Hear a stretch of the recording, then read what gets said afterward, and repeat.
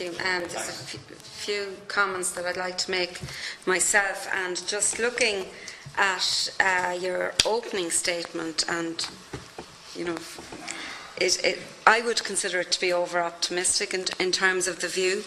And you talk about the department being aware that some schools report difficulties in recruiting substitute teachers at primary and in certain subjects at post-primary level. But I went back through some of the submissions last night from the stakeholders that we have had.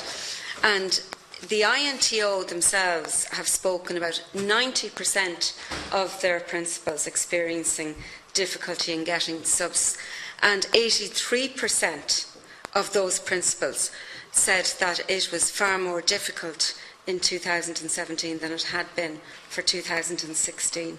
So I think that there's really big alarm bells going off there. And in a survey that was done in September and October, those 2 months, only 66% of cover that could be covered by substitutes, and obviously there is some cover that is not allowed, only 66% of that could they find substitutes. So that's a really big issue.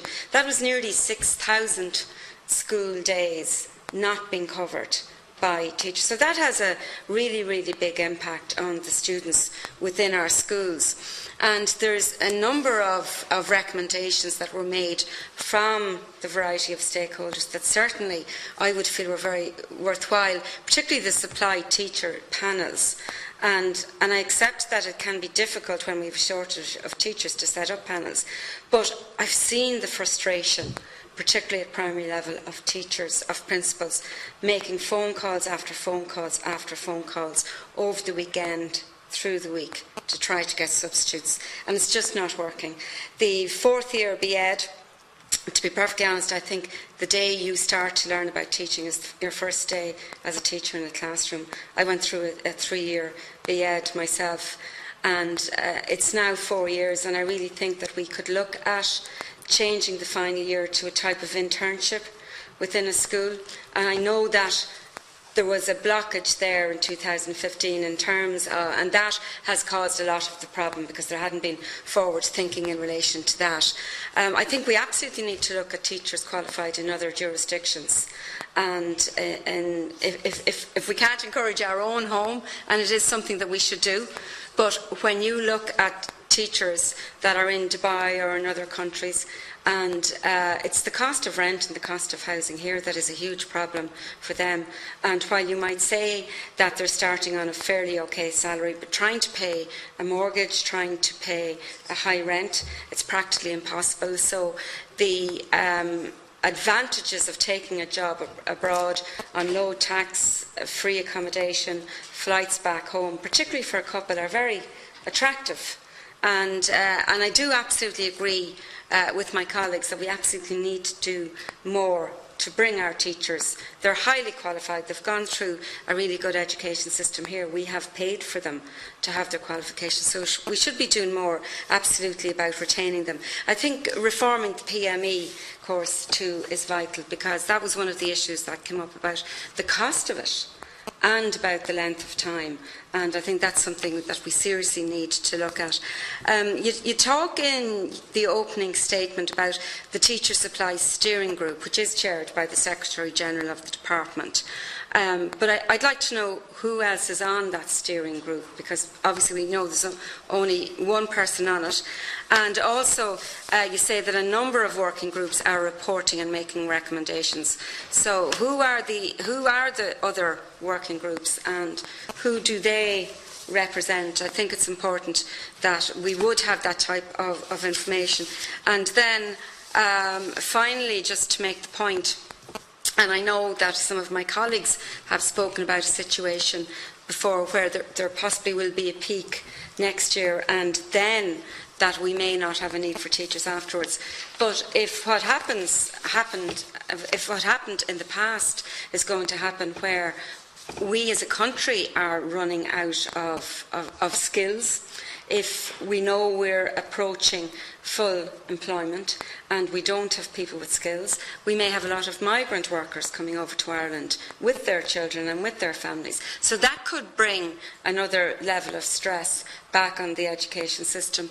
And I know, for example, schools in Monasterevin, where we have one of the welcome refugee centres for the Syrians, they got no extra resources whatsoever in terms of their young students that need help and need support. So we have to take all of that in. As part of our work programme, we've agreed to meet and do our own summer school in August around issues that are impacting on schools, particularly as they come back in September, around the whole area of capitation grants, school buildings, that type of work. But one of the things we are looking at, because we had some informal discussions with teaching principals last week, and we are looking at that because that's absolutely a huge problem, and I would feel that possibly there's some under-reporting of a substitution that is needed, because in some cases there are principal teachers who are already teaching classes and they can't get a substitute, so they're actually bringing more in. So it's underreported there, and I have, without preempting the work that we're going to do as a committee, I know that there are requests that we would look at making recommendations around extra substitute days for teaching principals. One principal that was there in a 4-teacher school has 23 staff that she has to look after, as well as teaching 3 classes. Like, that's just completely untenable. It's very, very difficult for everybody that's involved there. And the last point that I would make is that pay parity absolutely has an awful lot to do with this, and until we restore pay parity and until we restore posts of responsibilities within schools, I think we're going to be fighting an uphill battle. So maybe I could ask you to respond to some of those. Thank you. Would it be easier if I send you the membership of the steering group and the working groups, or do you want me to read them? No, you can send it, but you might give a sense of the background. Are they all civil servants, for want of a better word? Is it reflective of the different organisations, stakeholders that we would deal with? So we have representatives from the management bodies, the school management bodies on, and we have the Irish Universities Association and some membership from the universities themselves, and then we have the Teaching Council and Higher Education Authority, because they're involved in the delivering accreditation of programmes.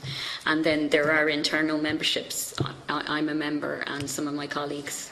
But I can send you the full list. It's useful just to know the makeup of it. Thank you. And we have an external person, an external expert from the University of Glasgow involved as well. There have been 4 working groups, and I can send you the details of those as well.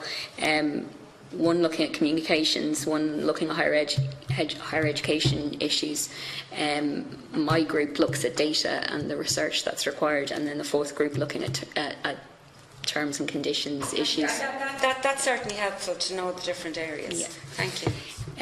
Just think some of the other issues you raised around migration, those kind of things, I think are some of those issues will come through in the forecasting and modelling that we need to do, because those trends are built into our projections for pupil numbers at both primary and post-primary levels. So they're issues that we would be able to look at in the model, but I accept the point that those things can kind of come in left of field sometimes and increase very, very dramatically. So that's obviously something that we will need to look at, and models generally tend to get updated on a fairly regular basis to take into account of those.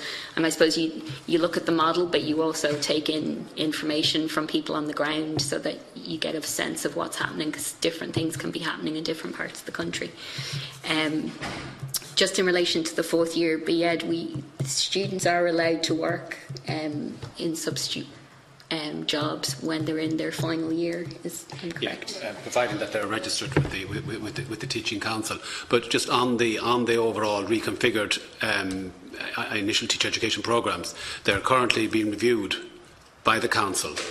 and I suppose to view their impact and whether the changes are satisfactory. So we expect that review will conclude in the next, I think 2020 is the cut-off date, but there's a bit of research underway at the moment, and I think that will inform the work of the department as we make policy in this area into the future.